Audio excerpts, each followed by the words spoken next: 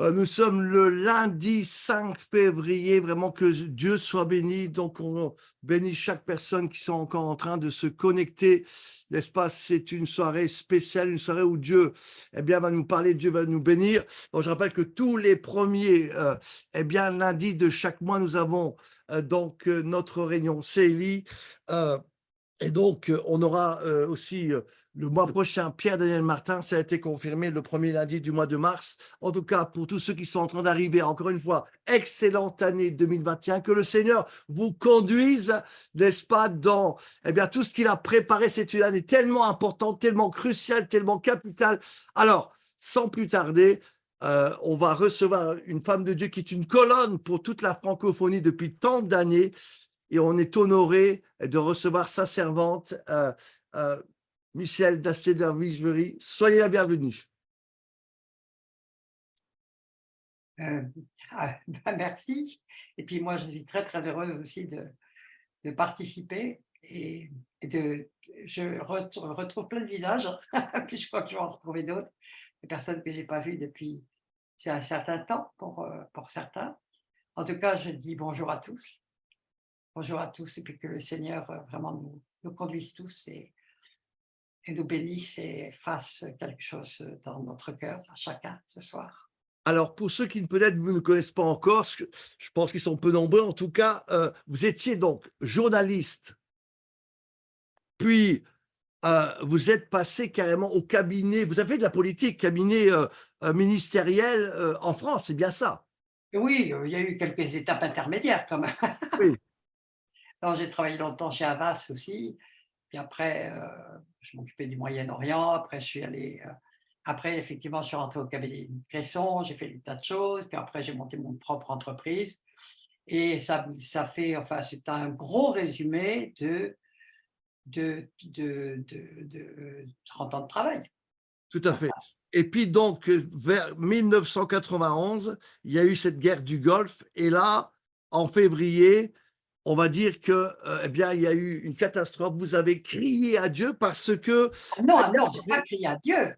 allez-y. Non, non, pas du tout. En février 91, j'étais complètement ruiné. J'étais au bord du suicide. Je me haïssais. Oh, Je voulais plus de ma vie. Et puis, je m'en suis pris à Dieu. J'étais certaine qu'il ne pouvait pas m'écouter. Donc, j'ai commencé à dire, comment, ce que disent tous les païens, hein, comment tu as pu faire un monde pareil? Parce que j'étais tous les jours en train de regarder la guerre du Golfe et puis ça faisait écho à mon propre désespoir, détresse absolue. Et donc, j'ai commencé à, je peux dire, je vais le dire entre guillemets, engueuler Dieu, en lui disant comment tu as pu faire un monde pareil, mais comment peut-on dire que tu es bon, etc. C'est pas grave, je pouvais y aller à fond la caisse parce que j'étais sûre qu'il ne m'écoutait pas. Et le problème, si j'ose dire, c'est qu'il m'a répondu.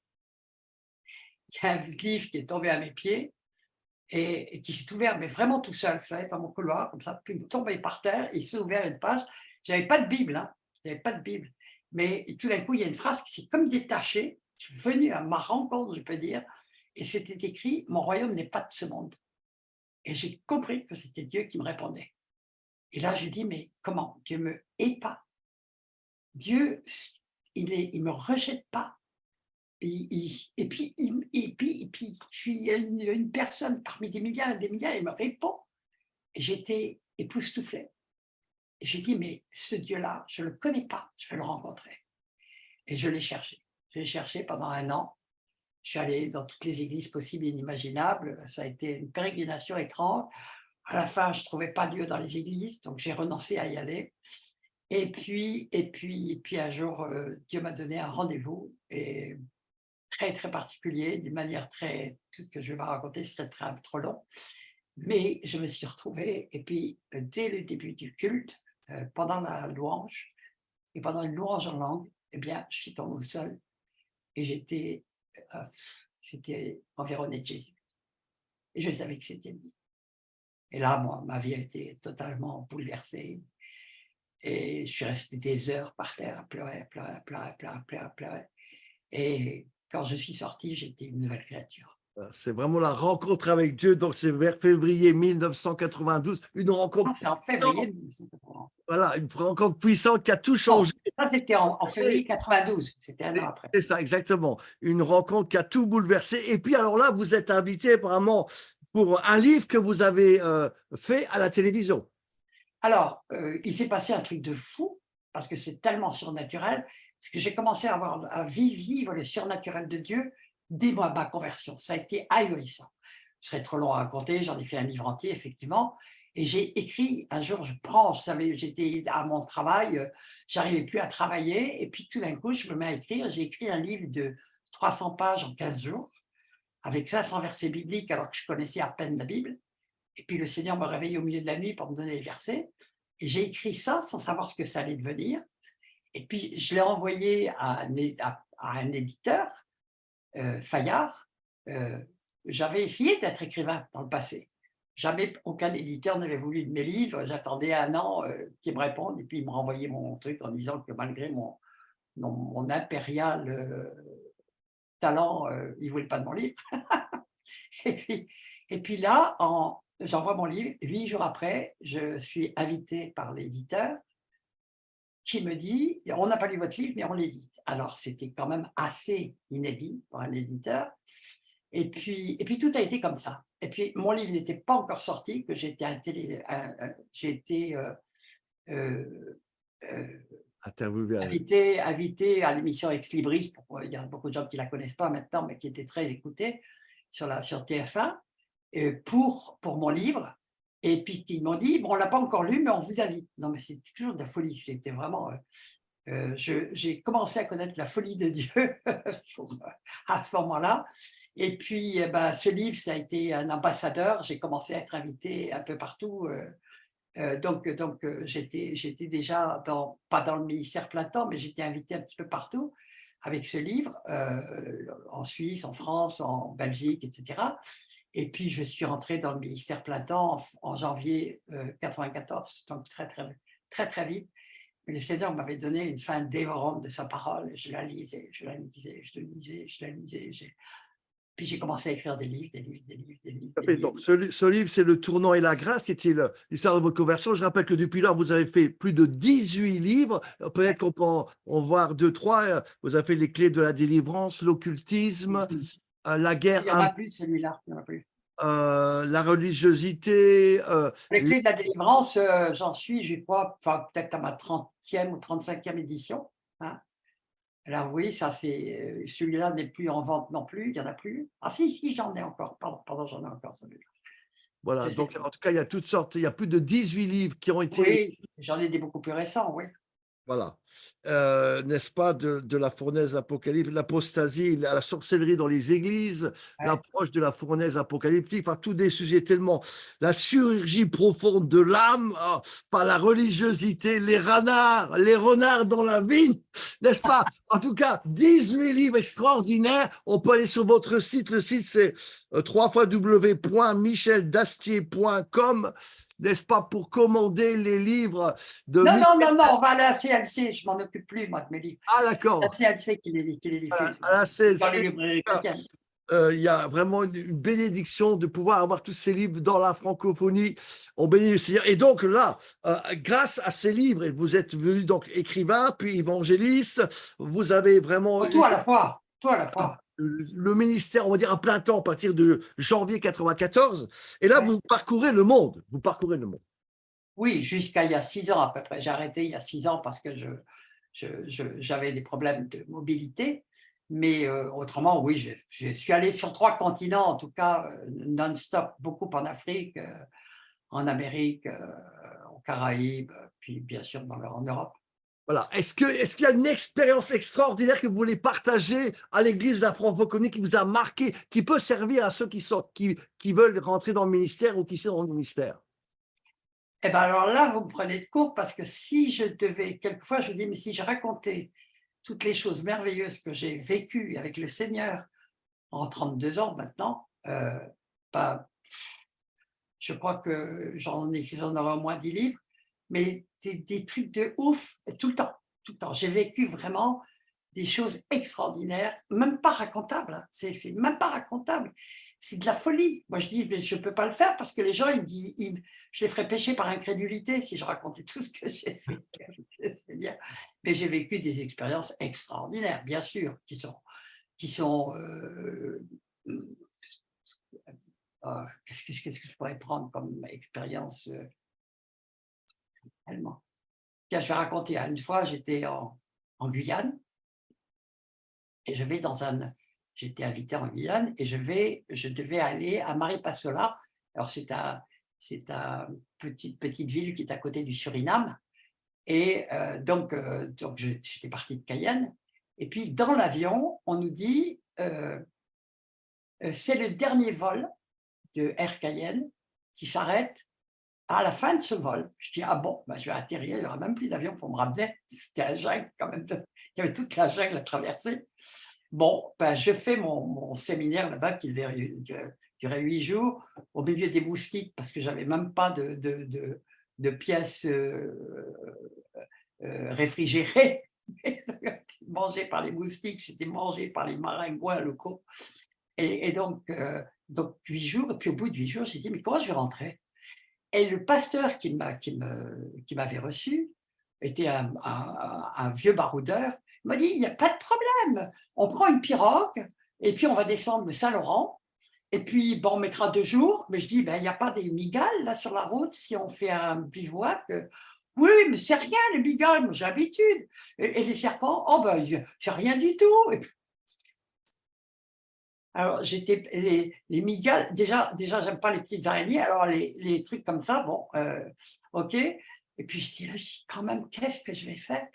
Et puis j'ai l'idée d'appeler la préfecture de Cayenne.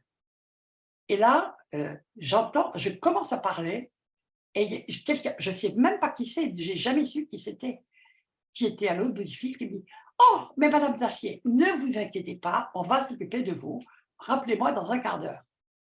Je rappelle un quart d'heure plus tard, elle me dit, voilà, on vous a affrété un avion militaire et qui va venir vous chercher à Maripasola. Il en profitera pour prendre des personnes qu'on doit prendre en urgence dans la jungle. Et puis ben, puis on vous ramène à Cayenne. Bon, ben, c'était comme ça. Et donc, j'ai eu droit à un avion militaire qui m'a ramené. J'ai à peine mis le pied à Cayenne, d'ailleurs, que le pasteur qui m'accueillait localement m'a dit, bon, on part tout de suite à Saint-Laurent parce que tu as une réunion ce soir. Il y avait eu 5 heures d'avion. Alors, bon, je ne savais pas pour les hommes qui ont pris des avions militaires, ils savent, mais wow, au ras des arbres, tout le long de la jungle, on monte, on descend, on monte, on descend. C'était absolument crevant. D'ailleurs, à l'arrivée, je ne savais plus où j'étais. Mais tout le temps, Dieu avait prévu des solutions. C'était des trucs de ouf. Et j'ai vu ça partout. J'ai vu ça au Congo, j'ai vu ça à Brazzaville en pleine guerre, j'ai vu ça en Côte d'Ivoire en plein. Enfin, non, je ne peux pas raconter, j'en aurais pour des heures. En tout cas, Et vraiment, j'ai vraiment vécu tout le temps des choses qui me faisaient qu'augmenter ma foi. Je voyais tellement la présence de Dieu, je voyais tellement sa main. J'étais toujours émerveillée, disons. en tout cas, on peut vraiment remercier le Seigneur pour tous ces témoignages. Alors, quelque chose, avant de vous prêcher, vous allez apporter un message sur des révélations que vous avez eues pour l'année 2024. Il y a quand même quelque chose que j'aimerais que vous parliez parce que vous avez reçu, je ne sais pas exactement comment, 6000 mètres carrés de terrain, d'après ce que j'ai bien compris. Je me suis un peu renseigné et vous avez déménagé pour une ville, enfin, créer un village refuge. Enfin, vous êtes en train de construire, vous êtes dans un projet énorme, très chère femme de Dieu. Oui, en fait, ça s'est passé il y a 15 ans. J'étais en train de mourir. Je ne pouvais plus marcher. Je m'attendais tellement à mourir que j'avais convoqué mes enfants, j'avais écrit mon testament. Je m'attendais vraiment à mourir. J'étais en train de mourir. Ah bon? Dieu a fait un miracle, hein, je vous le dis tout de suite, la preuve, je suis là. Mais j'étais en train de mourir et j'entends la voix de Dieu qui me dit, va, lève-toi et va me construire une ville refuge. Et Mais j'étais là. mourir de quoi? Vous étiez malade? J'avais une fibromyalgie, j'avais des crampes à hurler tout le temps, on m'avait mis sous morphine, je tenais plus debout, quoi. Et puis j'étais attaquée de tous les côtés. Puis on a découvert après que j'avais tous les organes, en fait toutes les glandes qui étaient à l'état presque de mort, de l'état là. Et bon, je vous passe sur la manière dont le Seigneur a fait ses miracles, mais ça a été extravagant. Mais c'est qu'au moment où j'étais en train de mourir, où je ne pouvais, j'ai dit, mais Seigneur, mais je ne peux même pas planter un clou, je ne peux même pas porter un cadre, je ne peux rien faire. J'étais immobilisée littéralement. Et c'est là que le Seigneur me dit, vends tout ce que tu as et va me construire une ville refuge. Bon, alors, je sais qu'il a déjà fait le coup à Abraham, mais je ne suis pas Abraham. Donc, j'ai eu l'habitude d'obéir à mon Seigneur, de lui faire confiance. Donc, j'ai dit, oui, mais où? Eh ben, il m'a envoyé dans la seule région de France, ou la seule ville de France où j'étais jamais allé prêcher. Il faut le faire quand même. J'étais allé partout, mais jamais j'étais allé à Évreux. Bon. Eh ben, il m'a dit, il m'a dit la truc, et puis il m'avait donné la vision, mais on peut dire en relief et en quadricolore, de l'endroit que je devais avoir, qui devait avoir 6000 mètres carrés. Il y avait une grande maison, il devait y avoir un puits, il devait y avoir une mare, il devait y avoir des annexes, il devait y avoir des trucs, et je ne pouvais pas marcher. J'ai tout mis en vente par la foi, puis j'ai dit, mais où? Et puis je ne pouvais pas me déplacer pour aller acheter. Puis tout d'un coup, j'ai vu apparaître sur mon écran, en faisant quelques recherches, la maison que le Seigneur m'avait montrée, mais vraiment, c'était hallucinant. Vous avez eu la vision, il m'avait dit, une vision. oui, c'était une vision, et il m'avait dit 6000 mètres carrés de terrain, autarcie, alors que je ne pouvais même plus conduire ma voiture, hein, en race campagne. Et donc, j'ai obéi, et puis je suis arrivé, puis par l'obéissance, le Seigneur a commencé à me guérir. Wow. Et me guérir. Et 8 jours après être arrivé, j'ai pu prendre ma voiture, parce qu'il a fallu m'amener en voiture pour que je puisse même visiter la maison. Il fallait que des amis m'amènent. Mais bon, je peux dire que depuis que je connais le Seigneur, en réalité, j'ai pris l'habitude de lui obéir, et puis de le suivre, et puis de lui faire confiance. Et puis j'ai toujours l'impression de vivre dans un surnaturel extraordinaire, mais il n'est pas extraordinaire pour moi parce que c'est la norme. C'est la norme. Et donc, je ne suis pas du tout étonnée parce que je vois tout le temps s'accomplir dans ma vie ce qui est annoncé dans les Écritures, tout simplement. Et les gens me disent souvent, ah, mais toi, tu vis par la foi. Mais oui, mais je vis par la foi. Je vis par la foi en ce que mon Seigneur et mon Sauveur m'a dit et me dit, et puis il me conduit par la main, il me prend par la main, il m'emmène, point bilan, pas de problème, pas de problème. Mais j'ai l'habitude de vivre vraiment dans une dimension que tous les chrétiens devraient connaître en réalité. Tout le monde devrait connaître ça. Et parce que c'est la vie, pour moi, c'est la vie normale avec le Seigneur. Hein. Et je continue à avoir sa main d'une manière époustouflante. Et c'est maintenant, au bout de 15 ans, que je vois que va se réaliser, se concrétiser la vision que le Seigneur m'a donnée il y a 15 ans. Donc, vous avez reçu cette vision il y a 15 ans et c'est maintenant que vous rentrez vraiment dans… Non, mais ce n'est pas moi qui fais, c'est Dieu qui fait. C'est pas moi qui fais. Wow. C'est pas moi qui fais, c'est Dieu qui fait. Il fait tout. Moi, je ne peux rien faire. C'est lui qui fait. Amen. Il amène des personnes, il amène les gens. Bon, depuis des années, je ne fais plus que des séminaires autour de chez moi parce que je ne peux plus me déplacer. Et puis, ça se passe très bien. J'ai pas de temps. J'ai un 19e livre là, sur le chantier. J'ai tellement peu de temps que je n'arrive pas à le finir. Mais bon, mais tout ça, ça me paraît la norme. C'est la norme d'un enfant de Dieu. Après tout, on est dans le monde, mais on n'est pas du monde. Donc, c'est tout à fait normal qu'on vive des choses qui ne sont pas de ce monde. Point final. D'ailleurs, ça va être mon sujet ce soir. En tout cas, nous sommes le lundi 5 février, vous êtes dans la CLI, soyez bénis, chaque personne qui est en train de encore se connecter. Excellente année 2024, que Dieu vraiment vous fait rentrer dans le pays de la promesse. Alors avant que vous donniez votre message, est-ce qu'il y a quelque chose, une parole que vous voulez donner pour la francophonie, l'Église, les leaders, avant que vous prêchiez? Je sais que vous allez parler sur les révélations que Dieu vous a données pour l'année 2024, mais est-ce qu'il y a quelque chose que vous avez à cœur de partager juste une… C'est plus que ça, mais c'est par rapport au temps actuel, je sais qu'il y a des choses, attendez, je ne retrouve plus le nom de ma conférence, mais c'est ça, la parole que j'ai envie de donner, c'est il y en a point, attendez, il y en aura plusieurs ici qui ne mourront pas avant d'avoir vu la gloire de Dieu. C'est ça. Voilà. Mais Bon. alors, nous verrons tout à l'heure dans quel contexte Jésus dit cela. Et là, le Seigneur m'a donné des révélations assez étonnantes que moi, j'aime bien farfouiller dans la Bible. Je suis toujours étonnée. Dès que je prépare un message, je suis la première enseignée. Donc c'est en même temps des mets succulents. Donc là, le Seigneur renouvelle votre force et vous êtes parti comme Caleb, n'est-ce pas? Donne-moi cette montagne. Vous avez une force extraordinaire, là. Alors, c'est plus compliqué que ça, parce que jusqu'à il y a 2 ans, j'avais qu'une envie, depuis 20 ans, c'est d'être là-bas en haut. Je me souviens d'ailleurs d'un séminaire qu'on faisait avec Pierre Bemy en Belgique. Amen. J'étais pendant la louange, j'étais au sol, je criais, c'était le jour de mon anniversaire, je lui dis Seigneur, donne-moi ce cadeau aujourd'hui, je veux être avec toi là-bas en haut. Ah, Et c'était tout le temps, c'était mon obsession, si je peux dire. C'était ma prière, en tout cas, c'était ma prière permanente. J'avais envie d'être en haut avec le Seigneur. Et puis, le Seigneur me disait tout le temps, tu n'as pas fini ton travail. Bon, alors, tu n'as pas fini ton boulot, tu n'as pas fini ton boulot. Bon, d'accord, ok, Seigneur, ok, d'accord. Mais depuis 2 ans, je sens comme une espèce de force force. incroyable qui me revient. Je dis non, non, Seigneur, je ne veux plus partir tout de suite. Je sais que j'ai encore plein de choses à faire. Et Waouh. je sais qu'on arrive dans des temps où je vais avoir plein de choses à faire.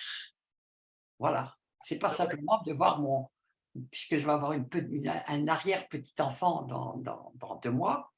Donc, c'est pas ça qui m'intéresse, c'est de voir la main de Dieu. Il y a ceux qui se confient en l'Éternel renouvellent leur force comme l'aigle. Ils courent mais ne se fatiguent Oui, pas. j'espère qu'il va me rajeunir de quelques années pour pouvoir faire ce que j'ai à faire, quoi. Pas plus là. Amen. En tout Mais il cas, peut faire, hein, il peut faire. Dieu est Dieu. on va pas vous dire votre âge, mais en tout cas, vraiment que Dieu soit béni pour déjà qui vous êtes, pour votre santé. Donc, juste avant, peut-être, allez, juste une parole pour la francophonie, avant que vous donniez votre message sur Marc chapitre 9. Qu'est-ce que vous voulez encore dire, juste avant de prêcher votre message? Juste avant, c'est soyez prêts, parce que vous allez voir ce que beaucoup ont voulu voir avant vous. Wow. Mais soyez prêts, soyez prêts. Les temps vont être très durs, mais l'Église va voir ce qu'elle n'a jamais vu auparavant.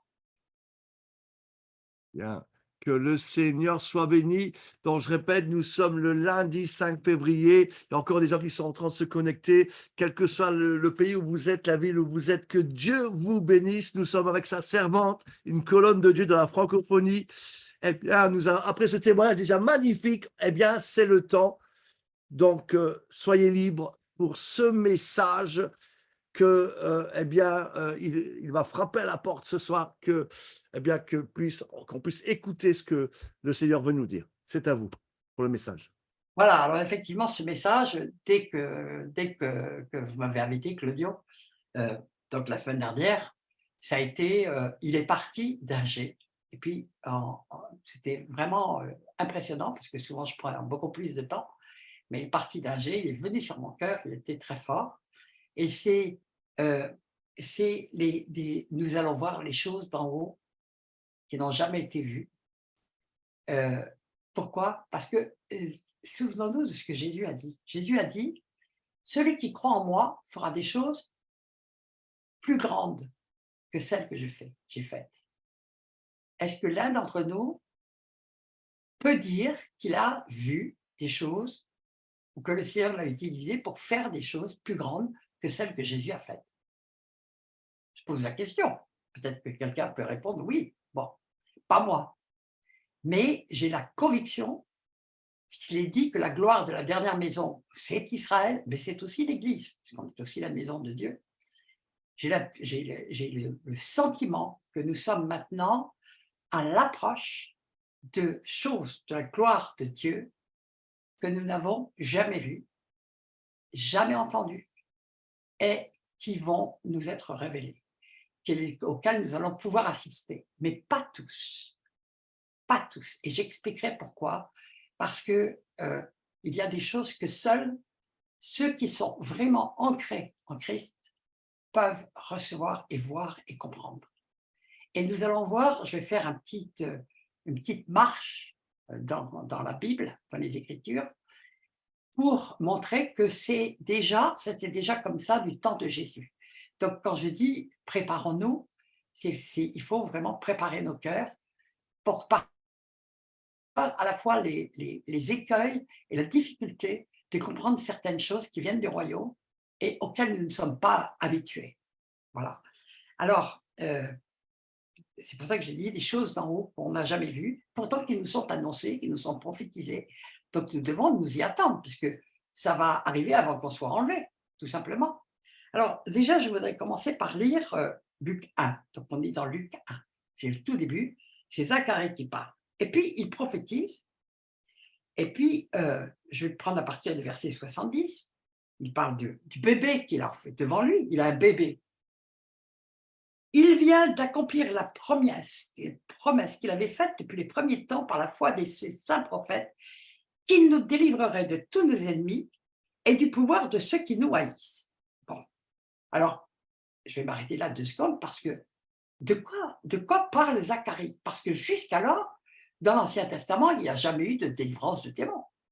Il y avait la délivrance, c'était les délivrances d'ennemis physiques.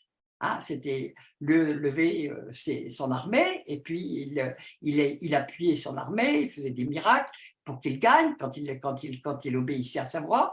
Mais on ne voit jamais, on nous parle qu'une fois pas d'une délivrance, mais on voit David qui joue de la harpe pour calmer Saül, mais autrement, mais il ne le délivre pas. Je veux dire, il n'avait pas reçu l'autorité pour le faire. Donc, de quoi parle Zacharie? Je vais continuer à le dire. Puisque Paul dira plus après, nous n'avons pas à lutter contre la chair et le sang, donc on ne s'occupe plus des ennemis physiques, on s'occupe Il manifeste la bonté à l'écart de nos pères et il agit conformément à son alliance sainte. Il accomplit pour nous le serment qu'il a fait à notre ancêtre Abraham de nous accorder la faveur, après nous avoir délivrés de tous nos ennemis, de le servir sans crainte, en étant saint et juste dans sa présence tous les jours de la vie. Il parle clairement de quelque chose qu'il n'a jamais vu et que le peuple de Dieu n'a jamais vu encore à l'époque, puisque là, Jésus n'a pas commencé son ministère et dès le début de son ministère, il va tout de suite faire des délivrances, il va tout de suite donner à ses disciples l'autorité pour le faire. Donc, il parle de quelque chose que le peuple de Dieu n'a jamais vu. Et il le prophétise. Et nous allons voir qu'il n'y a jamais eu de délivrance de démons avant. Pourtant, il prophétise ça. Alors, ce qui est très intéressant, c'est de voir ce qui se passe après. Voilà. Alors, je vais revenir un petit peu en arrière. Je veux dire, Jésus ne nous a pas demandé de faire des croyants, il nous a demandé de faire des disciples. Il a même dit plus que ça. Il a dit, faites des nations des disciples. C'est une phrase qui m'a beaucoup interrogée pendant très très longtemps. Parce que comment fait-on des nations des disciples? Est-ce que c'est doit être que toute la nation se convertit? Est-ce que c'est quel que c'est?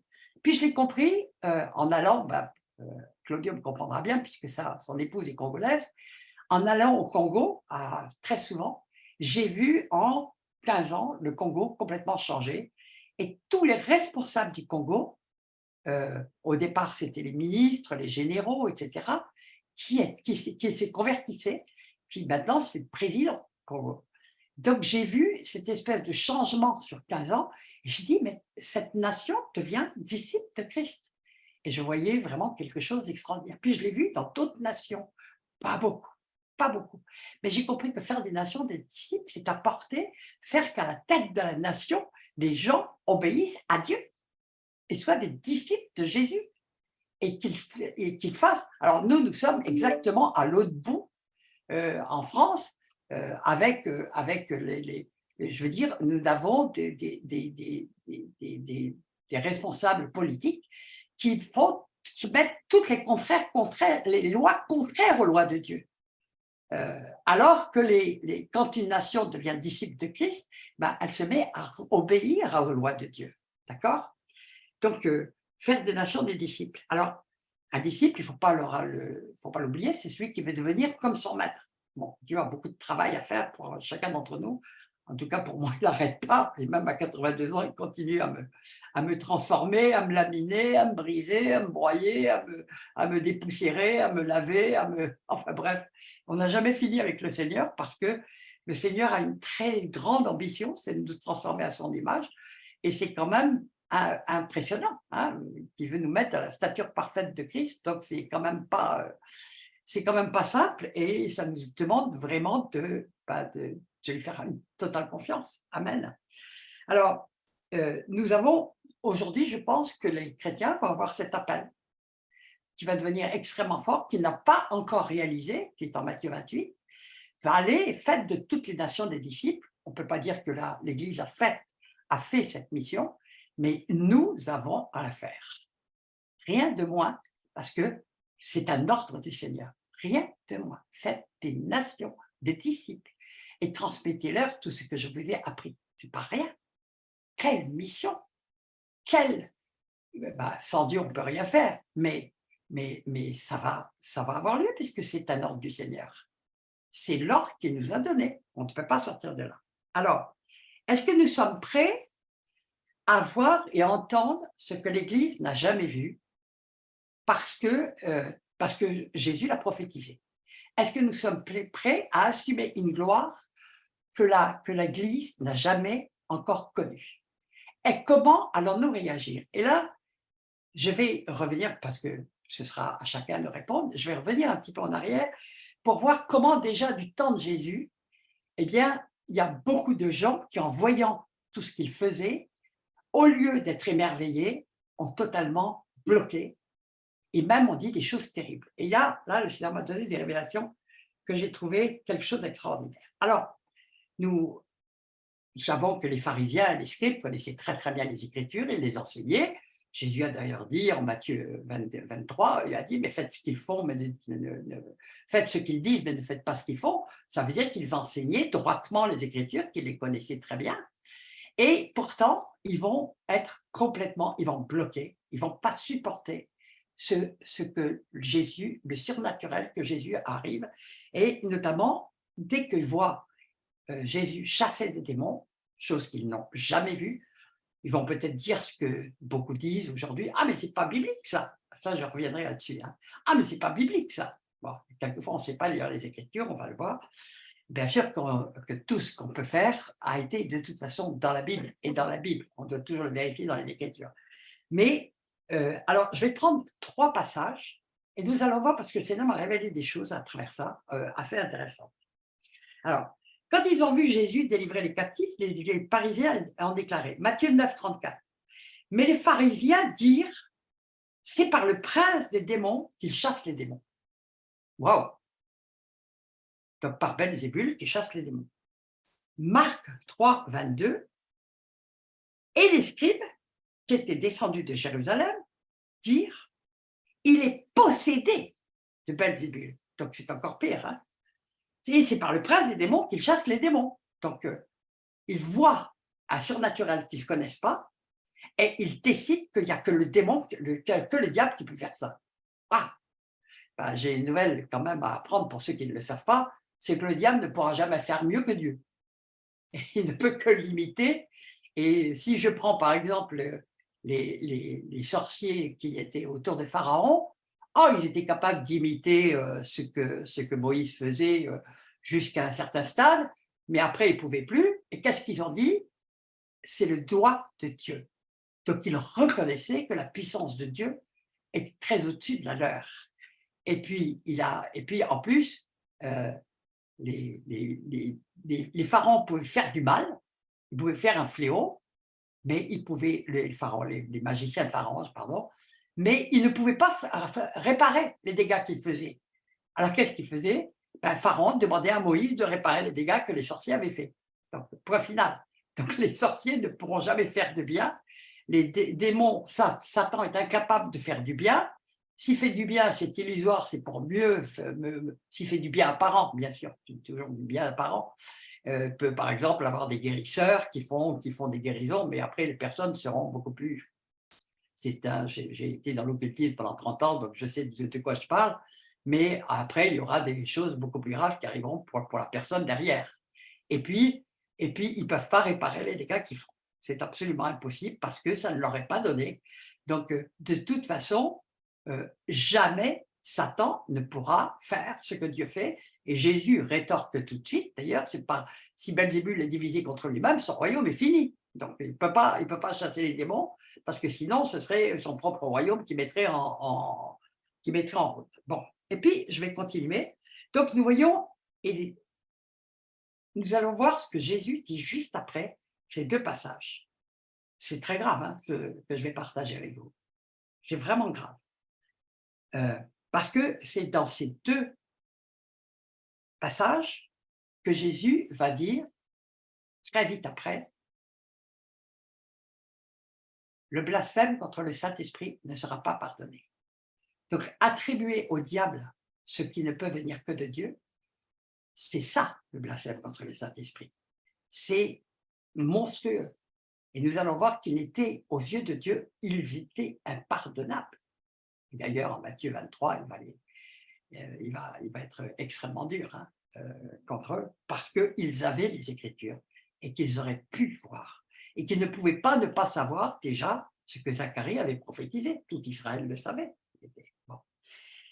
Alors, puis on va prendre Matthieu 11. C'est pourquoi je vous dis, donc je reprends, oui. C'est pourquoi je vous dis, tout péché, tout blasphème sera pardonné aux hommes. Matthieu 9, 11, pardon. Non, c'est pas ça, pardon, excusez-moi. Mais le blasphème contre le Saint-Esprit ne sera point pardonné. Quiconque parlera contre le Fils de l'homme, il lui sera pardonné. Mais quiconque parlera contre le Saint-Esprit, il ne lui sera pas pardonné, ni dans ce siècle, ni dans le siècle à venir. Et Jésus lui-même va dire, c'est par le doigt de Dieu que je chasse les démons, ou c'est par l'Esprit de Dieu que je chasse les démons. Donc, c'était bien un blasphème contre le Saint-Esprit. On attribuait au diable ce que seul le Seigneur pouvait faire. Ce que seul Dieu pouvait faire. Et bien sûr, Jésus était son reflet sur terre, puisque c'est la parole qui nous dit ça. Amen. Mais il était issu de Dieu. Amen. Et alors, contre les scribes, c'est encore dit en Marc 3, 29, hein, Jésus, mais quiconque blasphémera contre le Saint-Esprit n'obtiendra jamais de pardon, il est coupable d'un péché éternel. Jésus parla ainsi parce qu'il disait, il est possédé d'un esprit impur. Donc on attribue à un démon la puissance de Dieu, tout simplement, et on ne la reconnaît pas. Et puis il nous est dit en Luc 11, 15, mais quelques-uns, alors donc là il ne s'agit ni des scribes ni des pharisiens, on peut imaginer que il parle de personnes qui ont tout simplement fait confiance à leurs élites, puisque les pharisiens et les scribes étaient leur élite, hein, et leur maître, leurs précepteurs, leurs enseignants, etc. Et donc, il dit, quelques-uns dirent, c'est par Belzébul, le prince des démons, qu'il chasse les démons. Et à ceux-ci, Jésus ne parle pas de blasphème contre le Saint-Esprit, il dit simplement, mais si c'est par le doigt de Dieu que je chasse les démons, le royaume de Dieu est donc venu vers vous. Voilà. Donc Jésus leur dit, non, c'est pas. Si c'est par le doigt de Dieu que je chasse les démons, c'est que le royaume de Dieu est venu vers vous. Il est là au milieu de vous. Amen. Donc nous voyons déjà l'importance de reconnaître, de discerner ce qui vient de Dieu et ce qui ne vient pas de Dieu. Et ce n'est pas simple. Nous allons voir d'autres exemples. Ce n'est pas toujours simple, puisqu'il nous est annoncé en Matthieu 24, 24 que les derniers temps seront difficiles parce que, qu'il y aura beaucoup de prophètes, de faux prophètes, etc., qui feront des signes et des miracles au point de séduire même les élus s'ils pouvaient le faire.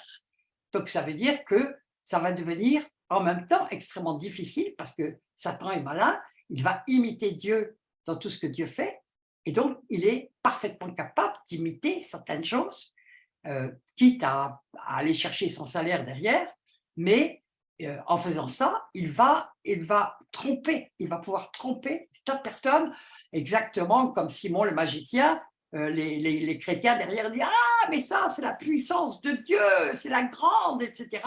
Alors que ça venait vraiment du diable. Donc, c'est pas si simple que ça. Donc, nous avons besoin de discernement. Mais j'en reparlerai parce que comment bien discerner, ça me paraît, si nous devons être confrontés à des choses que nous n'avons jamais vues, eh bien, ce sera à nous de discerner si ça vient de Dieu ou si ça vient du diable. Et si ça vient du diable, bon, si on est des jeunes convertis, bon, le Seigneur ne nous en voudra pas, mais si nous sommes des serviteurs de Dieu et si nous connaissons bien les Écritures, eh bien, la sévérité de Dieu sera très grande. C'est ce que nous disent, hein, d'accord? Alors, il est dit plusieurs fois, ils étaient inexcusables parce que Jésus leur ayant parlé, ils n'ont point reconnu, etc. Bon, il y a plusieurs versets qui parlent de ça. Alors, le doigt de Dieu n'est mentionné qu'en une seule autre occasion quand même de la Bible. C'est au moment où Dieu a écrit les 10 commandements. Donc, il ne s'agit pas de rien. Quand il dit c'est par le doigt de Dieu que je chasse les démons, c'est pas rien. Parce que les seules autres fois où on voit le doigt de Dieu qui agit directement sur terre, c'est quand il écrit les 10 commandements de Moïse, qui va le faire à 2 reprises d'ailleurs. Bon. Alors,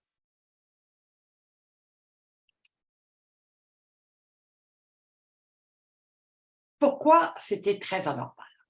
Déjà, nous voyons que le monde des ténèbres est en émoi dès que Jean-Baptiste paraît.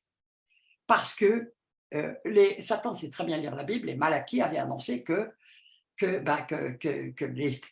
reviendrait et qu'il préparerait le chemin du Seigneur. D'accord? Et Jésus va rappeler que Jean-Baptiste a l'esprit d'Élie sur lui. D'accord? Et si on va en Marc 1, 23, nous voyons bien que les démons, eux, ne s'y trompaient pas. Alors ça fait sourire quand on voit ce que Satan, en Luc 4 et en Matthieu 4, dit: si tu es le Fils de Dieu, ben, il savait bien à qui il avait affaire. Alors je lis Marc 1.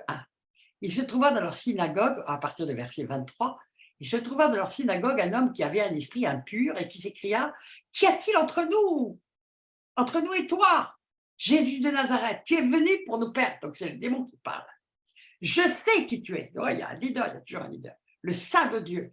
Jésus le menaça, disant: tais-toi et sors de cet homme. C'était prématuré. Et l'esprit impur sortit de cet homme en l'agitant avec violence et en poussant un grand cri. Tous furent saisis de stupéfaction. Ben oui, jamais on leur avait parlé de ces miracles. Jamais, jamais, jamais. Tous furent saisis de stupéfaction, de sorte qu'ils se demandaient les uns aux autres, qu'est-ce que ceci? Une nouvelle doctrine? Il commande avec autorité, même aux esprits impurs, et ils lui obéissent. Ben non, ça n'était jamais arrivé. Pourquoi Jésus pouvait le faire? Il l'a dit en Jean 7, Matthieu 16. Il a dit, prenez courage, j'ai vaincu le monde. Je ne sais plus si c'est Jean 16 ou Matthieu 16.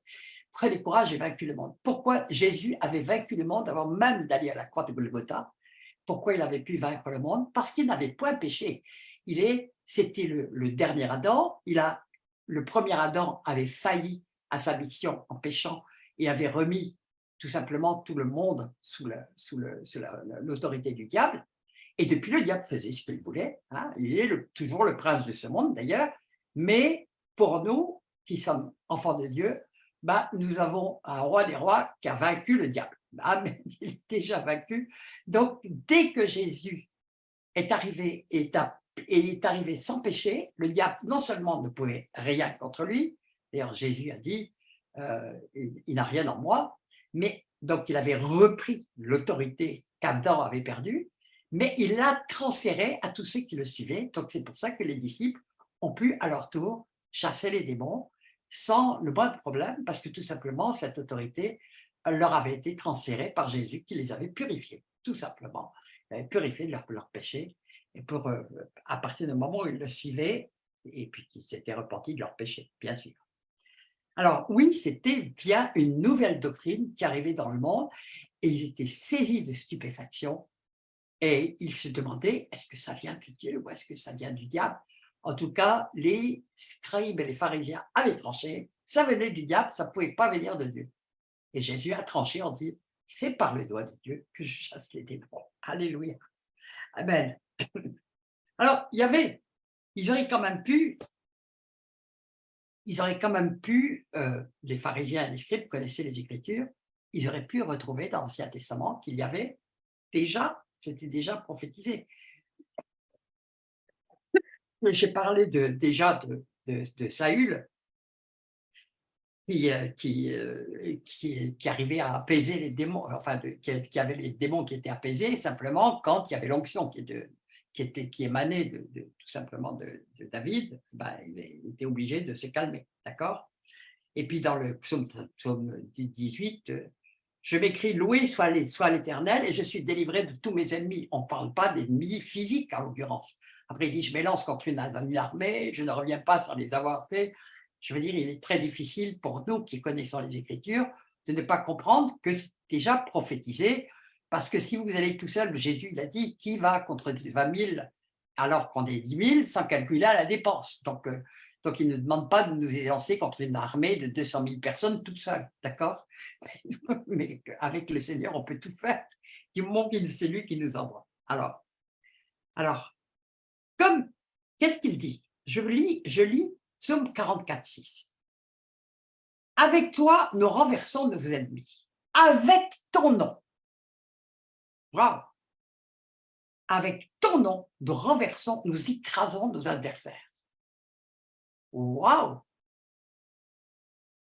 Car ce n'est pas en mon arc que je me confie, ce n'est pas mon épée qui me sauvera, mais c'est toi qui nous délivres de nos ennemis et qui confond ceux qui nous haïssent. Donc, David, prophétiquement, dit déjà que c'est avec son nom. Quel est son nom? Quel est son nom? Nous savons que plusieurs ont posé cette question, quel est ton nom? Quel est ton nom? Hein? Dans l'Ancien Testament, ça a commencé par Moïse, mais quel est ton nom? Je suis. Tu diras, je suis. Je suis le Dieu d'Abraham, d'Isaac et de Jacob. Je suis. Bon, ok.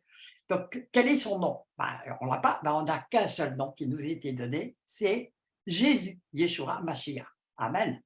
On n'a qu'un seul nom. Donc, il nous parle prophétiquement de ce nom qui va nous être donné pour pouvoir écraser nos ennemis, bien sûr. Donc, les pharisiens et les scribes qui connaissaient les Écritures, il y a plein d'autres passages, évidemment, j'en ai pris que celui-là qui est particulièrement parlant, ils pouvaient voir que c'était quelque chose qui était en fait prophétisé dans la Bible, qu'il y aurait un jour, on mettrait nos ennemis sous nos pieds, comme le dit Luc 10, 19, hein, je vous ai donné le pouvoir de marcher sur les scorpions, sur les serpents, sur toute la puissance de l'ennemi, et rien ne pourra vous nuire. Donc, nous avons vraiment, voyons que ce mandat était déjà prophétisé dans l'Ancien Testament. Dans la Bible de Sterne, il est dit « Par ton nom, nous avons piétiné nos assaillants. » Amen. Alléluia. Alors, donc simplement par ce seul verset, les théologiens, donc les pharisiens et les scribes, pouvaient comprendre que c'était prophétisé dans la Bible. D'accord? Donc, ils n'avaient pas à dire que ça venait de Belzébul, il leur suffisait de sonder les Écritures pour reconnaître que ça venait bien de Dieu. Et d'ailleurs, nous le voyons par exemple avec Hérode. Attendez, quand Jésus est venu, bon, Hérode a voulu tuer les Jésus, mais qu'est-ce qu'il a fait pour pouvoir savoir que c'était le temps? Il a fait venir des érudits, donc il connaissait très bien les Écritures, et il a vu que c'était le temps.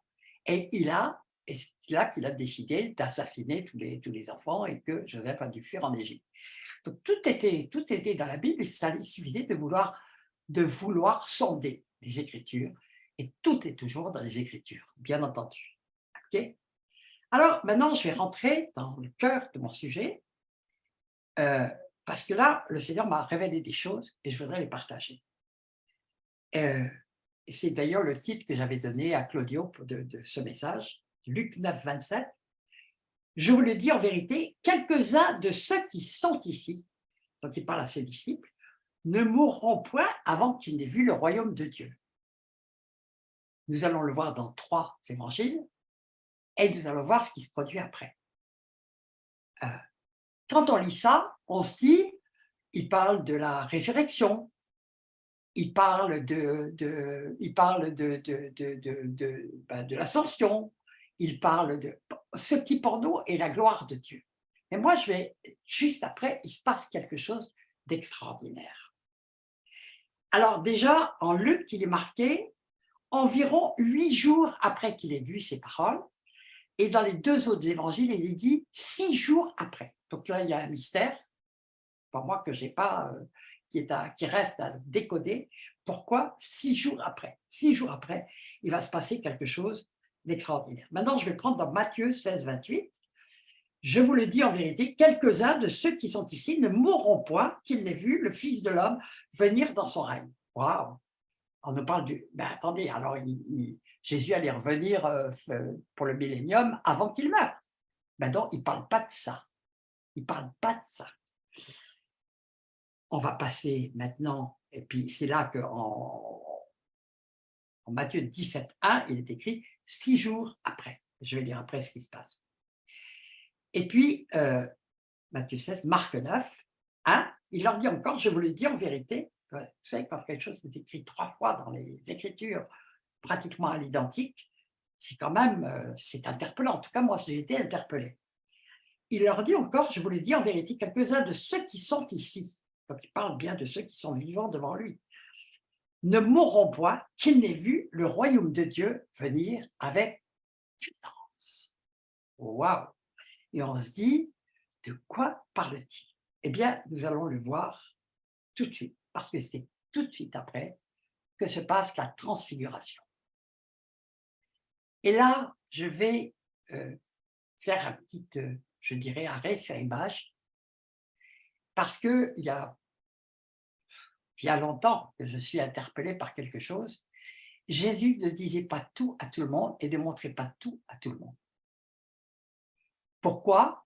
Pour que les gens ne soient pas… Parce que l'incrédulité est un péché très grave. Par exemple, il y a un aveugle, je l'ai cité après, un aveugle à qui Jésus a dit, tu vas dans tes villages, ne dis à personne que tu as été guéri. Waouh! On est là, moi, pendant très longtemps, je dis, mais Seigneur, je ne comprends pas. Il y a un miracle extraordinaire qui vient de se passer, un aveugle de naissance, tu le guéris, et tu lui interdis d'en parler à qui que ce soit. Et je ne comprenais pas. Je ne comprenais pas jusqu'au moment où j'ai compris. Jésus faisait ça parce qu'il savait que là où il allait, là où il retournait, les gens ne le croiraient pas, et donc qu'ils blasphémeraient, et donc qu'ils seraient incrédules, qu'ils attribueraient peut-être ça à Satan, et que c'était extrêmement grave aux yeux de Dieu. Ça. Amen. Donc, quand Jésus interdisait certaines choses, il disait ne parle pas, ne dis pas, ça pour les temps de la fin, ou à Jean dans l'Apocalypse, celle ça jusqu'au temps de la fin, etc. C'est aussi dit pour les 7 tonnerres. Il y a des choses que le Seigneur ne peut révéler qu'à ceux qui sont prêts à comprendre que ça vient de Dieu et qui ne vont pas tout d'un coup dire c'est pas possible, c'est pas biblique, je ne mets pas ça. Alors, la transfiguration, déjà, nous nous rappelons que dans la parabole du semeur, Jésus parle aux disciples en parabole, ses disciples sont étonnés et disent « Mais pourquoi tu leur parles en parabole ?» Et Jésus va leur dire « Mais parce qu'ils ont des yeux, ils ne voient pas, ils ont des oreilles, ils n'entendent pas, aussi je leur parle en parabole, mais vous, il vous a été donné de connaître les secrets du royaume. » Il y a les 12 qui sont là. Donc Jésus dit « Il vous a été donné de connaître les secrets du royaume. » 12 sur je ne sais pas combien de milliers. Waouh! Alors on se dit « Waouh !» ils savent tout. Ils connaissent les secrets du royaume. Pourtant, dans la transfiguration, Jésus ne va prendre que 3 d'entre eux, parce qu'il va les confronter à une gloire de Dieu que peu peuvent supporter. Et même, nous savons que Pierre a été complètement dérouté, et certainement les 2 autres disciples. Donc il prend Pierre, Jacques et Jean, et eux seuls, il va sur la montagne avec eux, et là, il se passe la transfiguration. Alors, je rappelle quand même, la transfiguration, Élie et Moïse leur apparurent s'entretenant avec Jésus. Attendez. Des gens normaux, des chrétiens normaux, diraient comment il parle à des morts. C'est démoniaque. Vous comprenez ce que je veux dire? Comment il invoque les morts? Eh bien non, là, on est transposé dans une toute autre surnaturelle de Dieu, que même parmi ses disciples, il y en avait 3 qui pouvaient comprendre sans tomber et chuter par incrédulité, parce que Élie, c'était quand même, Moïse, c'était 1000 ans avant que Jésus naisse, Élie, c'était 700 ans avant, à peu de choses près.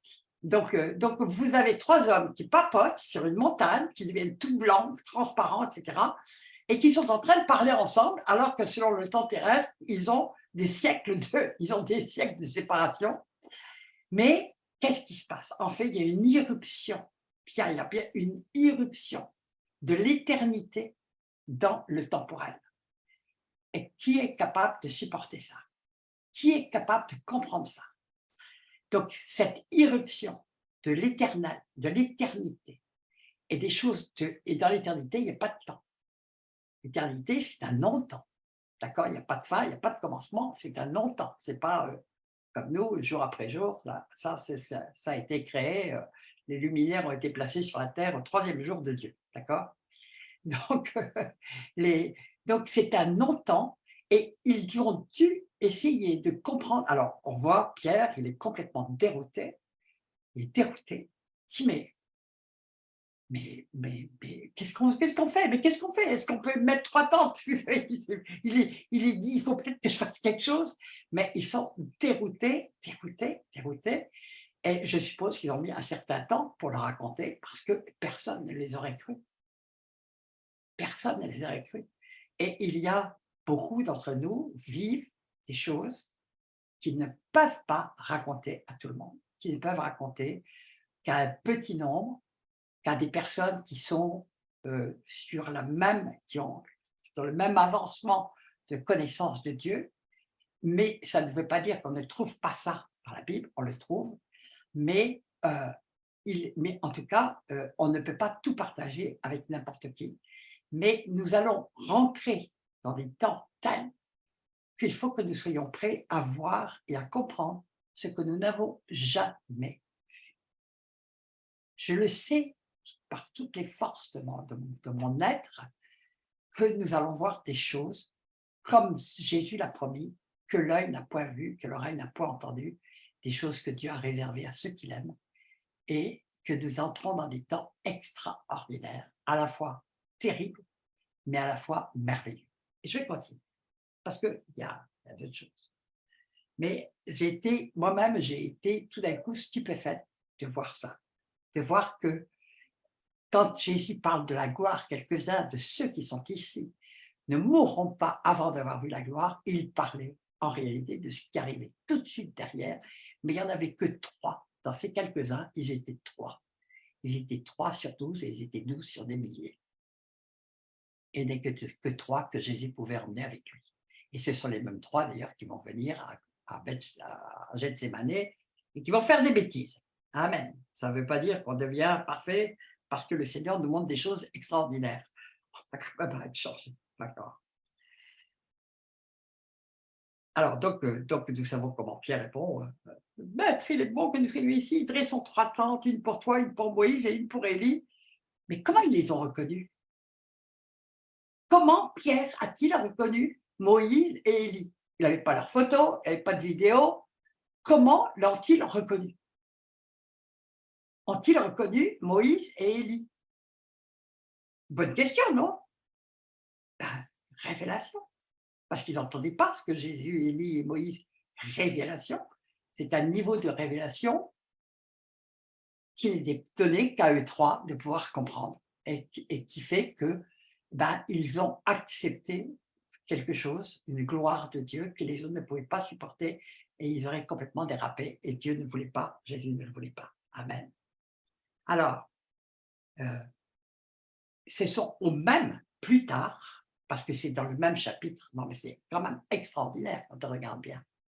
Jésus montre à ces 3-là des choses de dingue Et c'est dans les mêmes chapitres qui va se passer juste après l'épisode avec cet enfant qui se jette dans les feux, dans l'eau, qui est épileptique, qui est sourd et muet, qui peut mourir, etc., et que les apôtres ne savent pas délivrer.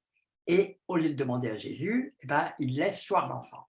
Et Jésus, donc, après leur avoir montré cette foi, il va dire, je vais lire les trois, Luc 9, 41, race incrédule et perverse. Jésus s'adresse à ces disciples.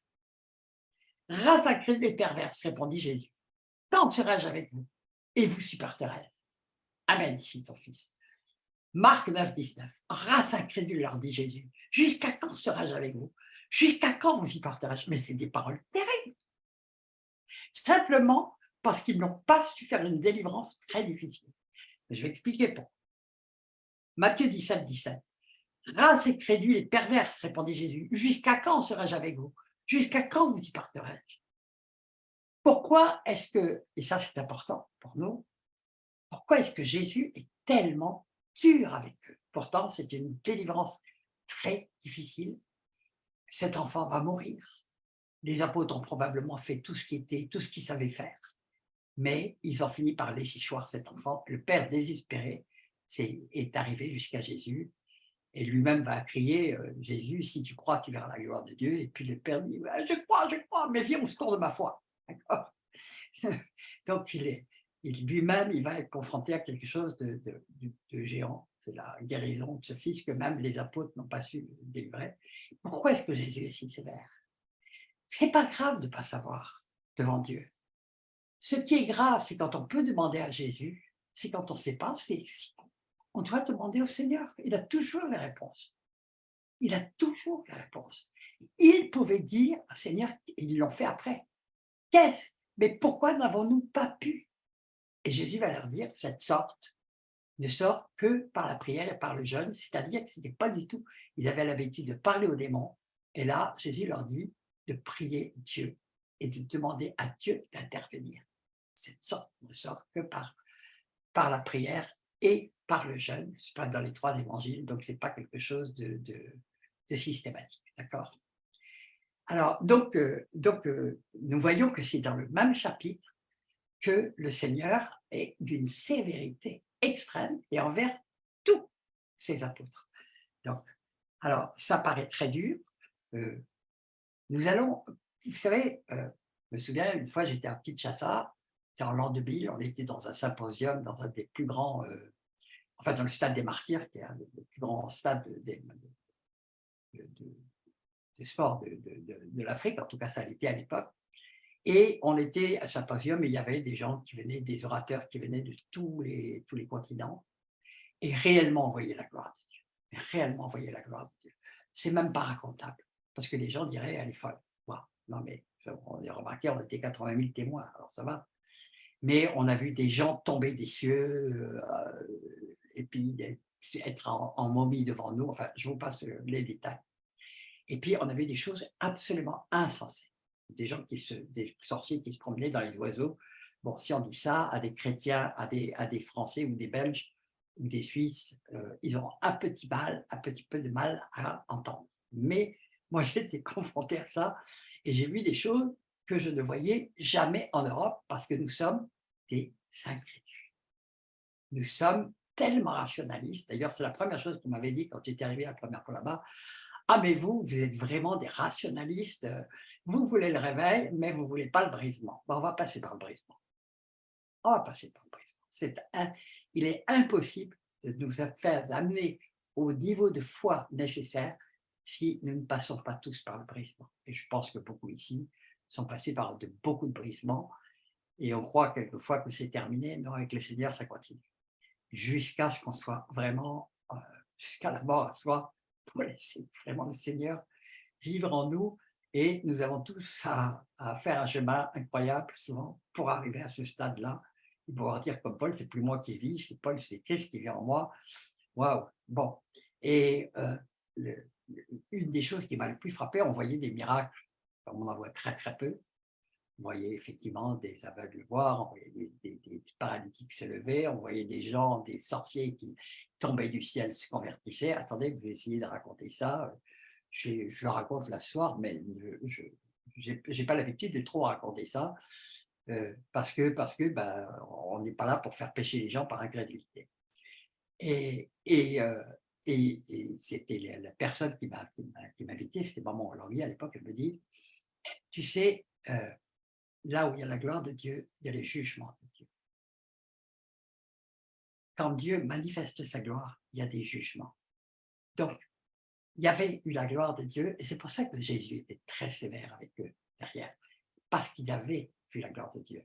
Les scribes et les pharisiens, Jésus est très sévère avec eux, il va être sévère au point de dire qu'ils sont impardonnables, en fin de compte, qu'ils blasphèment contre le Saint-Esprit, parce qu'ils avaient les Écritures, parce qu'ils connaissaient les Écritures, parce qu'ils étaient enseignés dans les Écritures depuis qu'ils étaient tout petits, et qu'ils avaient la responsabilité d'enseigner le peuple. Donc Jésus était très... Donc il faut s'attendre. On veut la gloire de Dieu. On veut la gloire de Dieu. Mais si on veut la gloire de Dieu, il faut s'attendre au jugement de Dieu. Et le jugement commence par la maison de Dieu. Donc on va voir des choses difficiles. On va pleurer, on va verser des larmes. On verra des gens qu'on aimait qui chuteront. On en verra d'autres qui étaient par terre, qui se relèveront. Je crois qu'on va avoir des grandes choses et que ça va commencer en 2024 très fortement. En fait, ça a déjà commencé. Ça a déjà commencé dans certains groupes, dans ces trucs qu'on voit, on entend, on voit plein de jeunes qui se lèvent partout, qui ont une foi très forte. Merci Seigneur pour cette nouvelle église aussi qui est en train de se lever. On voit, quand on va dans des pays étrangers, on voit des choses qu'on ne voit pas dans nos pays. Et puis j'ai tellement soif de voir mon pays, la France, se lever. Pays. Amen. Alors, je voudrais parler de ce qui s'est passé à la résurrection. Parce qu'on dit, ça y est, ils vont tout comprendre, Jésus les a tensés, etc. Pourtant, c'est en Matthieu 16 que Jésus il commença à leur dire qu'il devait souffrir beaucoup par les sacrificateurs, etc., mais qu'il ressusciterait au troisième jour. Donc, s'il commença à leur dire, il leur a répété. Et pourtant, on va voir ce qui se passe au moment de la résurrection. D'abord, au moment de sa mort, en fait. Mais au moment de sa mort, on le sait, ils étaient tous partis, il n'y en avait aucun qui était là, sauf Jean, et il n'y avait que des femmes au pied de la croix. Au pied de la croix, il y avait plusieurs femmes et il y avait Jean. Pour regarder où on mettait Jésus au tombeau, il n'y avait plus que 3 femmes.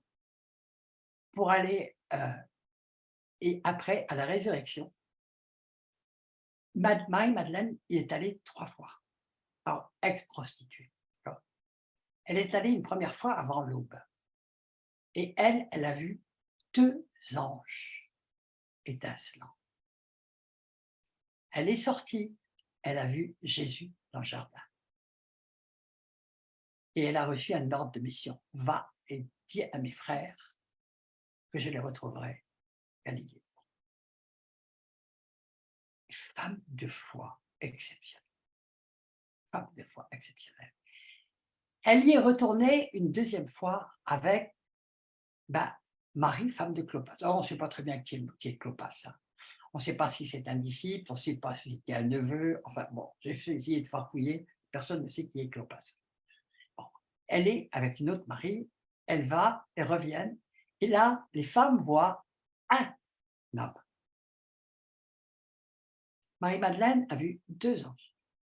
Les femmes voient un homme. Puis ils vont voir les apôtres. Puis, ils viennent dire la plus grande nouvelle de tous les temps, il est ressuscité, les 11. Et il est dit, il ne croyait pas ces femmes-là. Ah, si, c'était un archibishop, pardon Claudio, c'était un archibishop qui était venu annoncer, peut-être qu'ils auraient cru, mais quand même, quelle drôle d'idée Dieu a eu de confier la plus grande nouvelle de tous les temps à une ex-prostituée et à 2 bonnes femmes que personne ne considérait comme étant des gens importants. Non mais quelle drôle d'idée. Dieu se plaît à prendre les choses viles du monde pour confondre les sages et les choses faibles du monde pour confondre les forts. On est en plein dedans. Il a pris cette femme qui était non considérée, qui était rien à leurs yeux, pour aller annoncer la plus grande nouvelle de tous les temps. Et on sait, les apôtres, c'est dans Marc, ils disent, ils ne croyaient pas à ces femmes-là. Moi, ça me fait beaucoup sourire. Ils ne croyaient pas à ces femmes-là. Mais elles insistent, elle insiste, Marie-Madeleine va insister. Et enfin, il y a Jean et Pierre qui vont y aller. Et qu'est-ce qu'ils vont voir? Un linge. Ils ne voient pas la même chose. Vous comprenez? Ils ne voient pas la même gloire.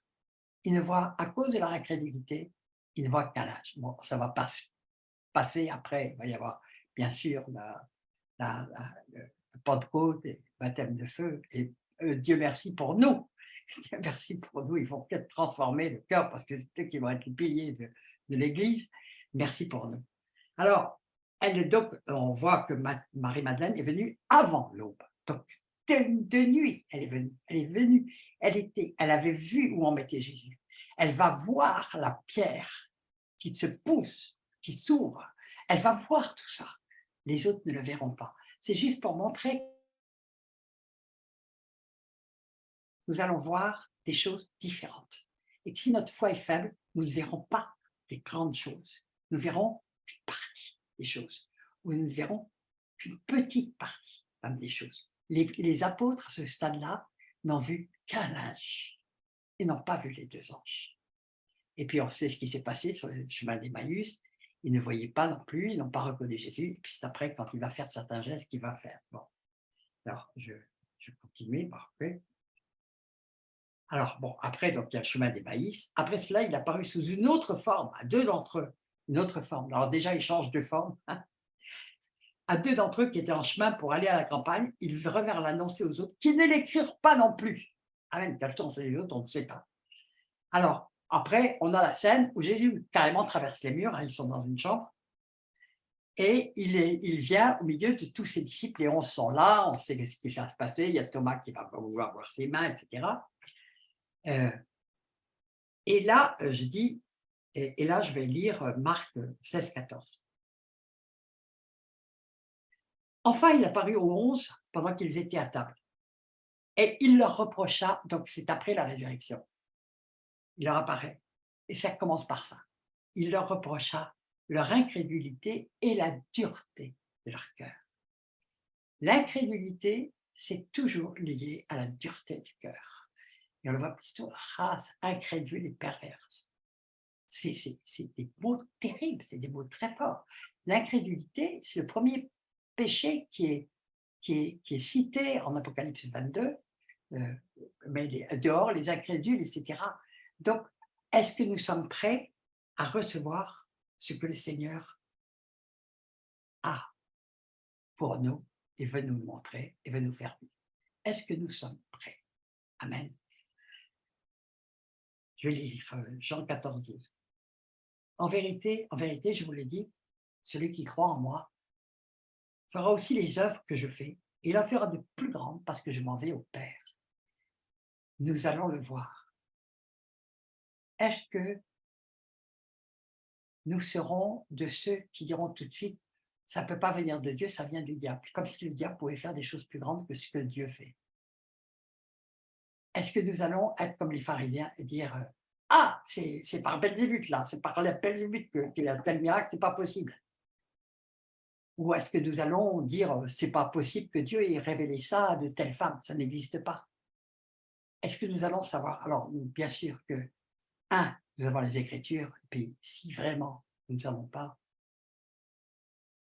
ayons l'humilité de demander à Jésus, Seigneur, est-ce que ça vient de toi? Est-ce que ça ne vient pas de toi? Parce que le Seigneur nous a dit, en Matthieu 24, d'être aussi vigilant, parce qu'il va y avoir aussi beaucoup c'est dit aussi en 2 Thessaloniciens 2 que la puissance de Satan arrive avec un tas de miracles, prodiges, mensongers, parce que derrière, il y a des choses qu'on ne voit pas, qui ne sont pas dites, mais le diable est capable de faire des tas de choses. Maintenant, je vais vous demander, est-ce que quelqu'un d'entre vous a déjà ordonné à une montagne d'aller dans la mer? Et est-ce que vous l'avez vu se jeter dans la mer? Ah, pourtant, qu'est-ce que Jésus a dit? Si vous aviez de la foi comme un grain de sénévé, c'est tout petit, tout petit, tout petit. Vous diriez à cette montagne, ôte-toi d'ici, va te jeter dans la mer, rien ne vous serait impossible. Ça, c'est fait Réma pour moi il y a une quinzaine d'années, parce que je dis toujours, rien n'est impossible à Dieu. Puis tout d'un coup, j'ai dit, rien ne vous serait impossible. Seigneur, augmente-nous la foi. On peut être comme ses pères, dire, Seigneur, augmente-nous la foi. Augmente-nous la foi. Parce que nous avons non seulement le devoir de croire ce qui vient de Dieu, d'avoir les yeux ouverts pour voir la gloire de Dieu, mais de pouvoir transmettre cette gloire et faire des disciples et des nations, des disciples. Et je pense que je verrai ce temps. J'ai comme une promesse de Dieu dans mon cœur, je pense que je verrai des changements incroyables en France, en Belgique, en Suisse et dans bien d'autres pays. Voilà, je voulais ce que je voulais partager avec vous ce soir. Amen. Voilà. Alléluia. Vraiment, merci beaucoup. C'est tellement fort. Donc, il y a différentes révélations que Dieu donne selon, on va dire, notre foi, selon notre intimité, selon, n'est-ce pas, ce qu'on peut croire que Dieu est capable de faire. À ce moment-là, on pourra, n'est-ce pas, comme Pierre, Jean, aller à la montagne de transfiguration, mais surtout de pouvoir expérimenter des grandes choses. Donc, c'est vraiment très important de voir ces révélations et de grandir dans cette foi, dans ces révélations, n'est-ce pas, en 2024, parce que Dieu veut faire des grandes choses. Mais voilà, il sera fait aussi selon ta foi, ça dépend. Si on est incrédule, si comme en France, on a souvent dans la francophonie l'esprit cartésien, si on a peur, si on vit dans le péché, si on désobéit à Dieu, alors évidemment, on ne verra pas. Donc c'est tellement important de se préparer, de se mettre en ordre devant Dieu, afin qu'on puisse voir la gloire de Dieu. Il fera, peu importe si quelqu'un entend ma voix, je rentrerai chez lui, je souperai avec lui. Il veut nous parler, il veut nous former, il veut nous montrer sa voix, il veut nous préparer. Est-ce que nous sommes prêts? Est-ce que nous sommes prêts? En tout cas, on peut passer avec un temps de questions. Donc, ceux qui veulent poser une question, spécialement les hommes de Dieu, les femmes de Dieu. Evelyne, est-ce que vous voulez dire un mot? Je ne sais pas si vous êtes à Charleroi. C'est la chantre Evelyne. Oui. Bonjour Michel, ça fait longtemps. Oui, hein, ça fait longtemps. Oui, la dernière fois, c'était le glorieux enterrement de notre sœur Grace Bouton. Ah oui, Bon. tu étais venu. Et c'était fantastique, la gloire de Dieu. J'ai Ah. jamais vu quelque chose de pareil. Très Bonjour Bishop, bonjour à tout le monde. Je voulais partager ce que je crois beaucoup ici ressentent de cette soirée. C'est la grâce de Dieu et l'amour de Dieu pour toi, Michel. Ouais. Et le grand On me merci dit et la souvent, reconnaissance. La reconnaissance pour ce que tu as payé comme prix, pour avoir tenu bon, pour avoir persévéré. Et au nom de tous ceux qui sont ici ce soir, je suis sûre que tout le monde est d'accord, nous voulons t'honorer et rendre grâce à Dieu. Et je ressens le cœur de Dieu pour toi et tout son amour pour toi ce soir. Merci beaucoup, Michel. Amen. Amen. Étendez vos mains, dites Seigneur, voilà, tu bénis ta servante, Seigneur, merci parce que c'est un cadeau, Seigneur de Dieu, pour la francophonie dans le monde. Tu l'as béni, que ton onction, Seigneur, la préserve, la garde de toute attaque. Tu la renouvelles, qu'elle soit en bonne santé, corps, âme, esprit. Seigneur, qu'elle prospère encore davantage et davantage. Seigneur, tu lui amènes tout ce dont elle a besoin, collaborateurs, provision, pour accomplir cette vision extraordinaire et qu'elle reste debout, Seigneur, jusqu'à la fin. Seigneur, fidèle, Seigneur, afin qu'elle puisse dire, j'ai combattu le bon combat, j'ai achevé la course. Désormais, la couronne de gloire m'est réservée non seulement à moi, mais à tous ceux qui combattront. C'est-à-dire, nous te bénissons encore ce soir. Merci. Tu bénis chaque personne qui est là, chaque personne, chaque ministère, chaque famille. Seigneur, qu'en 2024, nous accomplissions, Seigneur, tous, eh bien, ton plan parfait au nom de Jésus. Amen, amen, amen. Je rappelle que pour soutenir donc la servante de Dieu, vous allez sur www.micheldastier.com. Vous pouvez aussi commander des livres sur différents sites. Eh bien, merci beaucoup, n'est-ce pas? Et on va terminer avec ce chant. Merci, Madame Michel Dastier. Merci pour votre participation. On met encore ce chant. C'est la fille de l'apôtre Pierre Baumier. Au prochain lundi, on se voit. Shalom à tous. Amen. Shalom. Alors,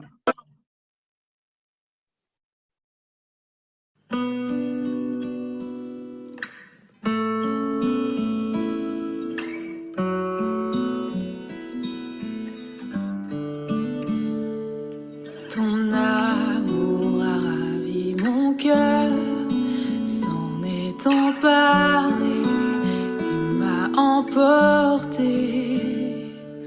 Mon âme n'a qu'un seul désir, être à tes côtés, toi mon bien-aimé. Attire-moi un peu plus près, dans le creux de tes bras, révèle-moi ton cœur. Je veux connaître ton cœur, dans la douceur de ton amour. Je me sens apaisée, révèle-moi ton cœur. Je veux connaître ton cœur.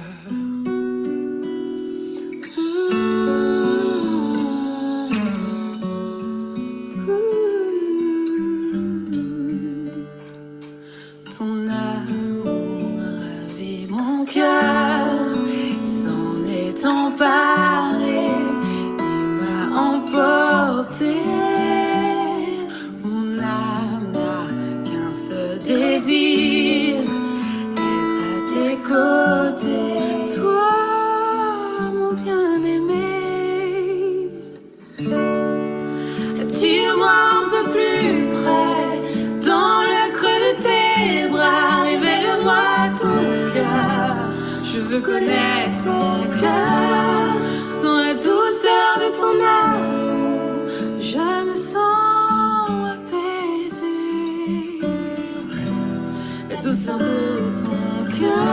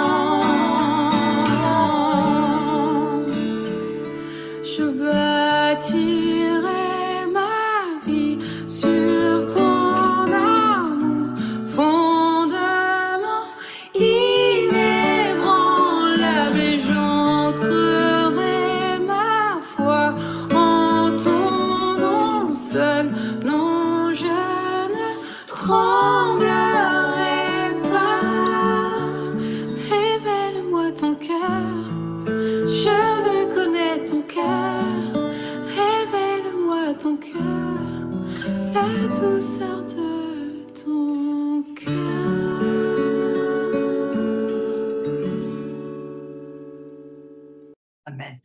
Shalom à tous. Shalom. Au revoir et que soyez bénis tous. Amen. Amen. Alléluia.